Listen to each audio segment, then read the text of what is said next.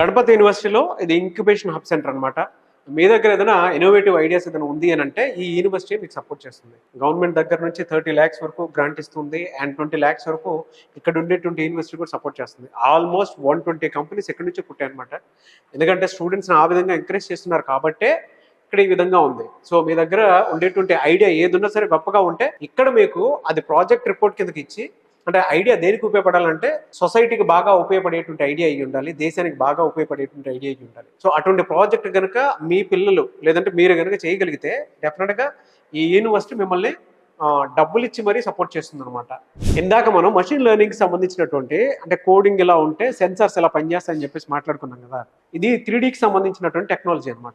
ఇందులో కనుక మనం కోడ్ ఇస్తే దాని తగ్గట్టే మనకు ఒక ఆబ్జెక్ట్ వస్తుంది. అంటే మనం ఏ ఆబ్జెక్ట్ ఇస్తే ఆబ్జెక్ట్ వస్తుంది అనమాట. సో ఇది ఎలా వర్క్ చేస్తుంది అనేది ఇక్కడ నుంచి కంటిన్యూషన్ లోపల ఒకటి ఉంది, ఒక మషీన్. నేను మీకు చూపిస్తాను అసలు ఎలా వర్క్ అవుతుంది ఏంటి అనేది. ఇక్కడ సిస్టంలో మీరు ఏదైనా కోడింగ్ ఇస్తారు, కోడింగ్ ఇస్తే దాన్ని తీసేసుకుంటుంది. లోపల ఏదో లిక్విడ్ ఉంది, అంటే మీరు ఏ కలర్ కావాలనుకుంటే ఆ కలర్ వాడుకోవడానికి ఉంటుంది. ఆల్మోస్ట్ 100 కలర్స్ ఉంటాయట. సో దాని తగ్గట్టే అది డిజైన్ చేసి ఇస్తుంది.